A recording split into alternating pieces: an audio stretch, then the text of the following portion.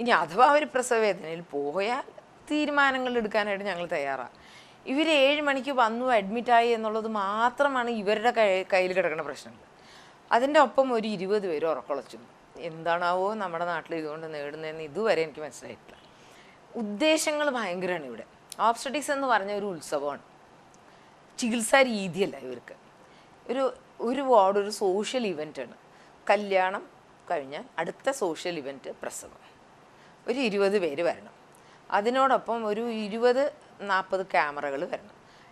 Photo എടുക്കണം, വാട്സപ്പിൽ കൂടെ അപ്പം തന്നെ അയക്കണം, ഫേസ്ബുക്കിൽ അപ്ലോഡ് ചെയ്തോളണം. കടപട. ഈ കൊച്ചിന് സൗകര്യം കൊടുക്കാറില്ല, അമ്മയ്ക്ക് സൗകര്യം കൊടുക്കാറില്ല, നിൽക്കുന്ന ഡോക്ടേഴ്സിന് സൗകര്യം കൊടുക്കാറില്ല, അവിടുത്തെ നേഴ്സുമാർക്ക് ഒട്ടും സൗകര്യം കൊടുക്കില്ല. ഇതെല്ലാം അപ്പം തീർന്നു എന്ന് വിചാരിക്കാം, തീരൂല. റൂമിൽ ചെല്ലുമ്പോൾ കാണുന്ന രംഗം അതാണ്. വേറൊരു രസമുള്ള രംഗം കാണാം. റൂമിൽ ചെന്ന് കഴിയുമ്പോൾ ഒരു 8-10 ബർമൂഡ മുതൽ ഇറുക്കുള്ള നിക്കറിട്ട ചെറുപ്പക്കാർ വരെ കാണാം. ഈ പാവം പിടിച്ച കൊച്ചിന് പാഡ് മാറ്റണോ, മുലപ്പാൽ കൊടുക്കൂ എന്ന് പറഞ്ഞാണ്. ഈ മുലപ്പാൽ കൊടുക്കുന്ന സാധനത്തിന് ഒരു 10-30 പ്രേക്ഷകരുടെ ആവശ്യമുണ്ടോ എനിക്കറിയില്ല. ഇവരൊക്കെ കൂടി നിൽക്കുമ്പോൾ ഇത് എവിടെ നിന്ന് വരാനുള്ള സംഭവമാണെന്നൊന്നും നമ്മൾ കാണാറില്ല. ഇവർക്ക് എന്താ പിന്നെയും മനസ്സിലാവാത്ത. എന്നിട്ടൊരു ഡിക്ലറേഷനാണ് 24 ഒരു 48 മണിക്കൂറാകുമ്പോൾ ഇവർക്ക് മുലപ്പാലില്ല. ഇനി അതിൻ്റെ അർത്ഥം എന്താണെന്ന് വെച്ചാൽ കുപ്പിപ്പാൽ കൊണ്ടുവരണം എന്നാണ് അർത്ഥം. കുപ്പിപ്പാൽ കൊടുക്കും. അപ്പോൾ ഒരു ദിവസം 1.5 ദിവസമൊക്കെ പാവം പിടിച്ച പീഡിയാട്രിഷ്യൻസ് സഹിക്കും. എന്നിട്ട് നോക്കുമ്പോൾ കൊച്ചിൻ്റെ തൂക്കം ഇതും ഒന്നും പറഞ്ഞ് താന്നിട്ടുണ്ടാകും. അപ്പോൾ പീഡിയാട്രിഷ്യൻസ് പറയും ഇത് ശരിയായില്ല, ഉണങ്ങി തുടങ്ങി എന്ന് പറയുമ്പോഴത്തേക്കും അടുത്തത് കുപ്പിപ്പാലായി. ഇത്ര നേരം കിട്ടാതെ കൊച്ചൊക്കെ ശുശൂന്ന് അതും കുടിച്ചു കഴിഞ്ഞാൽ പിന്നെ മുലപ്പാലെന്ന് പറഞ്ഞ സംഭവം അതിന് വേണ്ട. പാവം ക്ഷീണിച്ചു. ഒന്നാമത്തെ ഈ ഫോട്ടോഷൂട്ടൊക്കെ കഴിഞ്ഞാൽ അതിൻ്റെ ഒരു പരുവത്തിലെത്തിയേക്കാം കൊച്ച്. അത് കിടന്നുറങ്ങി. ആ കൊച്ചിനെ ഉപദ്രവിക്കാനും ഇവർക്ക് ഒരു തരത്തിൽ പോലും സ്വൈര്യം കൊടുക്കാനും ഈ നാട്ടുകാർക്ക് ഇതുവരെ ബോധോദിച്ചിട്ടില്ല എന്നുള്ളതാണ് ഞാൻ അറിഞ്ഞേക്കുന്നത്. നട്ടപ്പാതിരിക്ക് പ്രസവം നടന്ന ഒരു ഗുണമുണ്ട്, അറ്റ്ലീസ്റ്റ് കുറച്ച് നേരത്തേക്കെങ്കിലും എല്ലാവരും സ്വൈര്യം കൊടുക്കാറുണ്ട്. പകല് നടന്ന ഇതൊന്നും നടക്കാറില്ല. ഇതെല്ലാം കഴിഞ്ഞ് ചില നേരത്ത് പീഡിയാട്രിഷ്യൻസ് എന്തിനാ അങ്ങോട്ട് കൊണ്ടുവന്നേക്കണേ, ആ കൊച്ചിനൊന്നും സ്വൈര്യം കൊടുക്കാനാണെന്ന് വരെ ഞങ്ങൾക്ക് പറഞ്ഞിട്ടുണ്ടെങ്കിൽ ഉടയ്ക്കും. ആ ഒരു ലെവലിലേക്ക് നമ്മളുടെ മാധ്യമങ്ങൾ അല്ലെങ്കിൽ ഈ കടന്നുകയറ്റം, എനിക്ക് തീർച്ചയായിട്ടും ഇത് ആഘോഷത്തിൻ്റെ സമയമാണ്. ഇതിനൊരു പരിധി കൊടുത്തൂടെ? 1 മണിക്കൂറിനോ 2 മണിക്കൂറിനോ കുഞ്ഞു വന്നു അമ്മ വന്നു ആ സമയം കൊടുത്തൂടെ? പിന്നെ ചിലവരുടെ മുറിയിലേക്ക് കയറുമ്പോൾ തീക്ഷ്ണമായ ഗന്ധം കണ്ടിട്ട് ഞാൻ അതിശയിച്ചുകൊണ്ട് ഇനി 10-15 പേര് ബിരിയാണി കഴിക്കാനായിട്ട് ഈ മുറിയിലേക്കാണോ കയറി വന്നേക്കണേ ദൈവമേ. അപ്പോൾ ഈ കൊച്ചെന്നെ എന്തായിരിക്കും ഫീല്? 2ാം ലോക മഹായുദ്ധത്തിൽ കിടക്കണം, ബോംബിട്ട പോലത്തെ ശബ്ദത്തിൽ ഓരോരുത്തർ സംസാരിക്കണേ. എവിടെ 24 മണിക്കൂർ മുമ്പ് ഇരുട്ടത്ത് ഒച്ചയും ബഹളമൊന്നും ഇല്ലാണ്ട് മര്യാദയ്ക്ക് 37 ഡിഗ്രി ടെമ്പറേച്ചറിൽ അനങ്ങാതെ കിടന്നിരുന്ന കുഞ്ഞാണ് കേട്ടോ. പിന്നെ കൊണ്ടിട്ടേക്കണം മഹായുദ്ധ ബോംബിൻ്റെ ഇടയിൽ കുറേ തീക്ഷ്ണമായ ഗന്ധങ്ങൾ, കുറേ ഒച്ചകൾ, അതിൻ്റെ കൂടാതെ ടി വിയുടെ ഒച്ച, കുറേ ക്യാമറകൾ, ലൈറ്റുകൾ. സ്വൈരം എന്ന് പറഞ്ഞ സാധനം ഇതിനും കൊടുക്കില്ല, അമ്മമാർക്കും കൊടുക്കില്ല. ഈ മുലപ്പാൽ എന്ന് പറഞ്ഞ സംഭവം എവിടെ നിന്ന് വരാനാണെന്ന് ഞാൻ നോക്കിയിട്ട് ചില നേരത്ത് ഞാൻ ചില അമ്മമാരെ വിളിച്ചിട്ട് ഞാൻ പറയാറുണ്ട്, പ്രസവിച്ചേക്കണ ജേഴ്സി പശു ഒന്നുമല്ല, നിങ്ങളുടെ മോളാണ്. ഒന്ന് ദൈവത്തെ ഓർത്ത് എല്ലാവരും കൂടെ ഒന്ന് സ്വൈര്യം കൊടുക്കുക, എന്നാൽ ഈ പറഞ്ഞ സാധനമൊക്കെ താനേ വരും. ഇതൊക്കെ ഒന്ന് കൊടുക്കാറുണ്ട്. ഇതിനൊക്കെ എനിക്ക് എവിടെ എഴുതിയിട്ടുണ്ടെന്ന് പോലും അറിയില്ല, എവിടെയെങ്കിലും ആരോടെങ്കിലും പറയണമെന്ന് പോലും പറഞ്ഞില്ല. നമ്മൾ അവിടെ പറയാൻ നടന്നു കഴിഞ്ഞാൽ ഒരു വ്യാഖ്യാനമാണ്. ഡോക്ടർക്ക് അഹംഭാവമാണ്, ഡോക്ടർക്ക് അവരുടെ പ്രശ്നങ്ങൾ മനസ്സിലാകുന്നില്ല. എന്താണാവോ മനസ്സിലാക്കാത്തത്? എനിക്ക് തോന്നുന്നത് അവർക്ക് അവരുടെ പ്രശ്നങ്ങളും മനസ്സിലായിട്ടില്ല. ഒരു നാഥനില്ല കളരിയായി മാറിയേക്കാണ് ഓബ്സ്റ്ററ്റിക്സ് എന്നുള്ളതാണ് തീരുമാനിച്ചേക്കുന്നത്. അങ്ങനെ വന്ന് ഇപ്പോൾ വളരെ ആധുനിക ആശുപത്രികളും സിസേറിയൻ ചെയ്യുക, 1 മണിക്കൂർ ഒരു ദിവസം മുഴുവനും അമ്മയും കുഞ്ഞിനും വേർപെടുത്തുക, ഈ ലെവലിലേക്ക് എത്തി. അതിലെന്തോ തെറ്റ്? അവർ ഡിസേർവ് ചെയ്യണതാണെന്നാണ് ഞാൻ വിചാരിക്കുന്നത്. പൊതുജനം നല്ല മാർഗത്തിൽ കൂടെ ജീവിക്കാനും പഠിക്കാനും പഠിപ്പിക്കാനും കുട്ടികളെ വളർത്താനും ഒരു പുതിയ തലമുറയെ വാർത്തെടുക്കാനും ഈ ഇൻ്റർനെറ്റ് അല്ലാതെ, ഈ babycenter.com അല്ലാതെ മര്യാദയ്ക്ക് ഡോക്ടേഴ്സും നേഴ്സസും പറയുന്നത്, മിഡ്വൈസും പറയണമെന്ന് ശ്രദ്ധിച്ചാൽ മതി എന്നുള്ളത് അപേക്ഷയുമായിട്ട് എനിക്ക് പറയാൻ ആഗ്രഹമുണ്ട്. അത് തന്നെയാണ് ഞാൻ ഈ ഒരു എപ്പിസോഡിൽ ഉപയോഗിക്കാനും ഉദ്ദേശിച്ചിരിക്കുന്നത്. ഇനി എന്തെങ്കിലും ഒരു സംശയം നിങ്ങൾക്ക് തോന്നുന്നുണ്ടെന്ന് തോന്നുന്നില്ല. പിന്നെ ഞാൻ ഇതിൻ്റെ മറുവശം പറയാം കേട്ടോ. ഇത് മുഴുവനും കുറ്റം മാത്രമല്ല ഞങ്ങൾ കേൾക്കുന്നത്. വേറെ ഒരു ഡോക്ടേഴ്സും കിട്ടാത്തത്രയും ചോക്ലേറ്റും കേക്കുകളും മേടിക്കണത് ഞങ്ങൾ തന്നെയാണ്. ബിസ്ക്കറ്റും മിഠായികളും ഇത്യാദികളും മേടിച്ചെടുക്കുന്നത് ഞങ്ങൾ തന്നെയാണ്.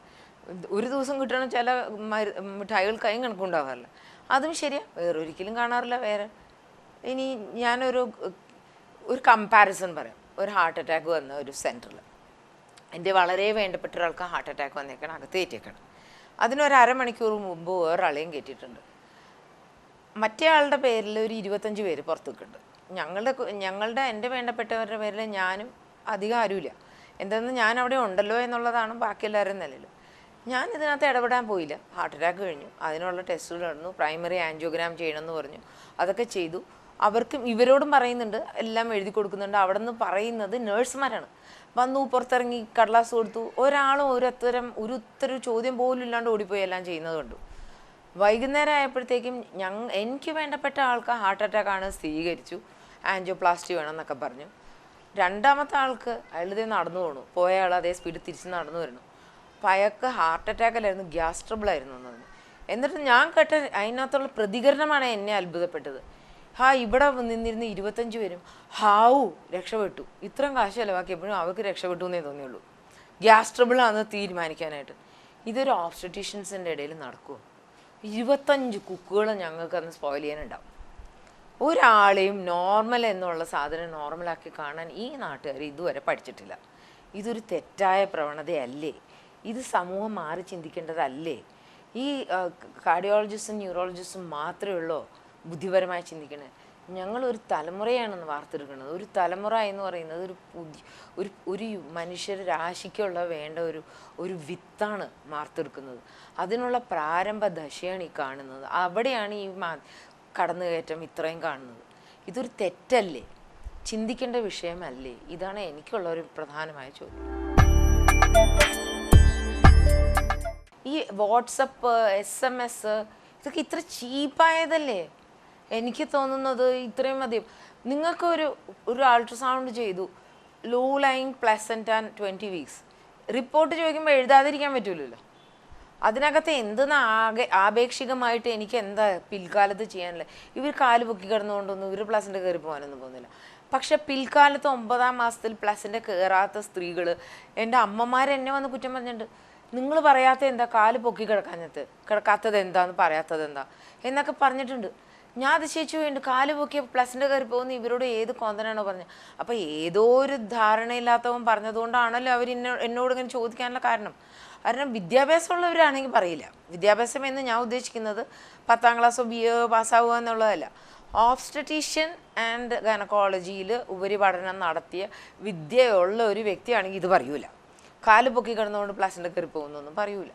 അപ്പോൾ ഈ 18ാമത്തെ ആഴ്ചയിൽ താഴെ കിടക്കുന്ന പ്ലസിൻ്റെ കയറി പോകാൻ കാലല്ല പൊക്കേണ്ടത്. ഇത്യാദികളിലെല്ലാം നിസ്സാര ചോദ്യങ്ങൾ. ഇത് എവിടെ നിന്ന് കണ്ടുപിടിച്ചു അവർ? തീർച്ചയായിട്ടും ഈ 33 കൊല്ലം ഇരിക്കണേ എനിക്കറിയാം. 20 കൊല്ലം മുമ്പ് ഈ ചോദ്യം ഉണ്ടായിരുന്നില്ല എൻ്റെ അടുത്ത്. അന്ന് ഞാൻ പറഞ്ഞിരുന്നെങ്കിൽ എൻ്റെ അടുത്തുനിന്ന് ആരും അന്വേഷണം പോലുമില്ല, നിങ്ങൾ എന്തിനാ ഇങ്ങനെ ചോദിച്ചതെന്നുള്ളത്. അത് തെറ്റുപോലുമല്ല. പക്ഷെ ഇന്ന് അങ്ങനെയല്ല. അപ്പോൾ അത് എവിടെയോ ഒരു വ്യത്യാസം വന്നിട്ടില്ലേ? ഞാൻ പ്രായമായതിൻ്റെ അല്ല, അല്ലെങ്കിൽ എനിക്ക് ആ ചോദ്യം ഏൽക്കാൻ പറ്റാത്തതിൻ്റെ പ്രയാസമുള്ളതല്ല. ഇൻഫാക്ട് ഞാൻ കുറേയും കൂടി അന്നത്തെക്കാട്ടിലും മൂർച്ച കുറവാണ്. എനിക്ക് പ്രതികരണം വളരെ കൂടി ലാഘവമായിട്ട് എടുത്ത് ചിരിക്കാനാണ് പറ്റുന്നത്. അന്നായിരുന്നെങ്കിൽ എനിക്ക് കുറേ കൂടി പ്രായക്കുറവുള്ളപ്പോൾ കൂടുതലുമായി തീക്ഷ്ണമായ ദേഷ്യം വന്നേനെ. പക്ഷെ ഇപ്പം അങ്ങനെയല്ല. ഇപ്പം എനിക്ക് മനസ്സിലാവുന്നുണ്ട്, ഇവരോട് ഇൻ്റർനെറ്റ് പറഞ്ഞവർ മംഗൾയാനം വരെ അയക്കുമായിരിക്കും തോന്നുന്നു. ഒന്ന് തോന്നാനാണ്. ഒരു ഈർക്കിലേ അയച്ചാൽ മതിയായിരുന്നു, മംഗൾയാനൊന്നും അയക്കേണ്ടതെന്ന് തോന്നാറുണ്ട്. 1 സെൻറ്റിമീറ്റർ പൊക്കാൻ പറ്റുമോ ആരെങ്കിലും വിചാരിച്ചാൽ? ആ കണ്ടുവച്ച ഇൻ്റർനെറ്റിലെ കാര്യങ്ങൾ കണ്ടുവച്ച് കഴിഞ്ഞാൽ പൊക്കത്തിൽ ഒരു ഈർക്കിലേ അയക്കാൻ പറ്റില്ലല്ലോ. അതുപോലെ തന്നെയാണ് ഇതിൽ കിട്ടുന്ന information is different, knowledge is different. ഒരു ട്രെയിൻ ഡ്രൈവറുടെ പേര് ഇന്നതായിരിക്കണമെന്നോ, അല്ലെങ്കിൽ പ്ലെയിൻ്റെ ക്യാപ്റ്റൻ പേര് ഇന്നതായിരിക്കണമെന്നോ വല്ലതും ആരെങ്കിലും പറയുമോ? ജെറ്റ് എയർവേസിൻ്റെ ഏത് ഫ്ലൈറ്റ് ആണെന്നും നമ്പർ അല്ലാതെ ഏത് കാരിയർ ആണെന്നും നിങ്ങൾ നോക്കുമോ? ബോയിങ് ഏതാണെന്നോ എയർബസ് ഏതാണെന്നോ ഇതിലേ ഞാൻ കയറുള്ളൂ എന്നൊന്നും ആരെങ്കിലും പറയുമോ? ഒന്നുമില്ല. When you are trusting such മാക്സീവായിട്ടുള്ള കാര്യങ്ങൾ ട്രസ്റ്റ് ചെയ്യാൻ വിശ്വസിക്കാമെങ്കിൽ എന്തുകൊണ്ട് വളരെ നോർമലായിട്ടുള്ളതും വളരെ ആധുനികമായിട്ടുള്ള ഈ കാലഘട്ടത്തിൽ ഇങ്ങനെയൊക്കെ വിചാരിക്കുന്നു? എന്തുകൊണ്ടൊന്നും ഈ കടന്നു കയറ്റം എനിക്ക് മനസ്സിലാകുന്നു. വെസ്റ്റേൺ സൊസൈറ്റിയിൽ നിന്നും ഞാനിപ്പോൾ അവിടെ നിന്ന് ജോലി ചെയ്ത് വന്ന ഒരു വ്യക്തിയായതുകൊണ്ട് എനിക്ക് വ്യക്തമായി പറയാം, അവിടെയൊന്നും ഈവനിങ്ങിൽ വിസിറ്റിംഗ് ടൈമിലല്ലാതെ ആരും വന്ന് കയറില്ല. അത് തന്നെ 2 or 3 പേര് വന്നെങ്കിലേ വന്ന് പോയി. അവിടെയൊന്നും ഇങ്ങനെ കാണുന്നില്ല. അമ്മയും കുഞ്ഞും പോയി 100% സുരക്ഷിതവും സ്വൈര്യമായിട്ടിരിക്കുകയാണ്. നമ്മളുടെ ഇവിടെ സ്വൈര്യക്കേട് കൊടുക്കുന്നു എന്നുള്ളതാണ് ഏറ്റവും പ്രധാനമായും. അമ്മയ്ക്ക് ഉറങ്ങേണ്ട സമയത്ത് ഉറങ്ങാൻ അനുവാദം കൊടുക്കുന്നില്ല, ഉറക്കം വരുമ്പോൾ കൊടുക്കുന്നില്ല. കുഞ്ഞുറങ്ങുമ്പോഴല്ലേ അമ്മയ്ക്ക് ഉറങ്ങാൻ പറ്റുള്ളൂ. അത് കൊടുക്കുന്നില്ല. ആ സമയത്ത് മൊത്തം അമ്മയോട് ഫോൺ ചെയ്ത് വല്ലോടും കിടക്കാണ് ഭർത്താവെങ്കിൽ പിന്നെ സ്വൈര്യമാണ്. അപ്പം തന്നെ റണ്ണിങ് കമൻട്രി ആയിട്ട് ഇത് അയച്ചുകൊണ്ടിരിക്കണം. എന്താ നടക്കുന്നത് അപ്പം that is what is media has done. അത് തെറ്റാണെന്നല്ല പറയുന്നത്. അപ്പുറത്ത് ഇരിക്കുന്നവന് ഈക്വലി സന്തോഷിക്കുന്നുണ്ട്, ബ്രിഡ്ജ് ചെയ്തിട്ടുണ്ട് പലതും. പക്ഷെ അതിൻ്റെ ദോഷവശങ്ങളും വളരെയധികം ഉണ്ട്. അതും അനുഭവിക്കുന്ന തലമുറകൾ തന്നെയാണ്. അതിൻ്റെ തെറ്റുമുണ്ട്. അത് തെറ്റ് ചൂണ്ടിക്കാണിക്കാനായിട്ട് 2 തലമുറ കഴിവുള്ള എനിക്ക് പറ്റുമല്ലോ, കാണുന്ന എനിക്ക് ചൂണ്ടിക്കാണിക്കാനുള്ള പ്രാവീണ്യം അതുമാത്രമേ ഞാൻ ചൂണ്ടിക്കാണിക്കുന്നുള്ളൂ. അതിനുള്ള ബോധം എല്ലാവർക്കും വേണം. ഒരാൾ നായക സ്ഥാനത്ത് വേണം ഒരു കുട്ടിക്ക്. ആ നായകൻ എല്ലാവരെയും നിലയ്ക്ക് നിർത്താൻ പഠിക്കണം. വന്നോട്ടെ കണ്ടോട്ടെ അതേ സ്പീഡിൽ പൊക്കോട്ടെ. ദാറ്റ് ഇസ് ഓൾ എനിക്ക് പറയേണ്ടത്. അതിൽ കൂടുതൽ അതിനകത്ത് കൂടാൻ പാടില്ല. 3-4 ഡയറക്ടേഴ്സ് ഒരുമിച്ച് എന്തെങ്കിലും പറഞ്ഞാൽ എന്താ ആർക്ക് ചെയ്യാൻ പറ്റില്ല. പിന്നെ ഈ ഹോം നേഴ്സസിൻ്റെയൊക്കെ അത്യന്താപേക്ഷിത ആശുപത്രിയിൽ തന്നെ ഹോം നേഴ്സ്, ഇതൊക്കെ എന്തൊരു കെട്ടും പൂട്ടും എനിക്കൊന്നും മനസ്സിലാവണ പോലുമില്ല. ഞാൻ ചെല്ലുമ്പോൾ ഇംഗ്ലണ്ടിൽ കണ്ടിരുന്നത് പ്രിൻസസ് ഡയന പ്രിൻസ് വില്യമിനെയും എടുത്ത് ആശുപത്രിയിൽ നിന്ന് പ്രസവം കഴിഞ്ഞ് പുറത്തേക്ക് ഇറങ്ങുന്നത് പ്രിൻസസ് ഡയന തന്നെ കയ്യിൽ കുട്ടിയെടുത്തോണ്ടാണ്. 4-ാം ദിവസം പ്രസവവും കഴിഞ്ഞ് ആശുപത്രിയിൽ നിന്ന് പുറത്തിറങ്ങി ഫോട്ടോ സെഷനാണ്. ഇത് പബ്ലിക്കിൽ ഇന്നും കാണാം, നിങ്ങൾക്ക് നെറ്റിൽ കൂടെ കാണാം. അവർക്ക് ജോലിക്കാരെ അഫോർഡ് ചെയ്യാൻ പറ്റാഞ്ഞിട്ടൊന്നുമല്ല.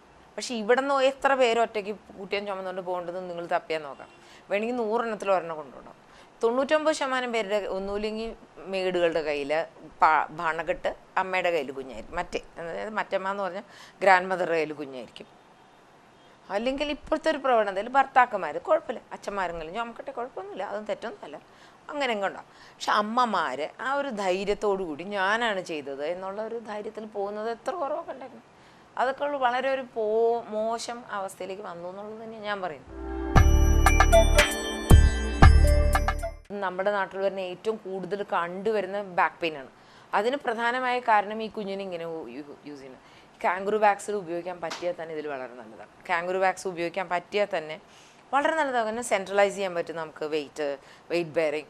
2-3 കാര്യമുണ്ട്. കുഞ്ഞും മനസ്സമാനത്തോട് കിടന്ന് ഉറങ്ങാൻ പറ്റും, ചൂട് കിട്ടും, അമ്മമാരുടെ കൈ ഇതായിരിക്കും. ഇതെല്ലാം ഉപയോഗിക്കാം. Day 1 മുതൽ ചെയ്യാവുന്നതാണ്. ഇതൊന്നും ആരും ചെയ്യുന്നില്ല. ഈ കാംഗറു വാക്സ് സ്വന്തം അമ്മയ്ക്ക് മാത്രമല്ല സ്വന്തം അച്ഛനും ഉപയോഗിക്കാം. ഇതെല്ലാം ചെയ്യാവുന്നതാണ്. വീട്ടിൽ പുതിയ കുഞ്ഞായതുകൊണ്ട് വീട്ടിലിട്ടുകൊണ്ട് ഓടിക്കൊള്ളണം നിർബന്ധമൊന്നുമില്ല.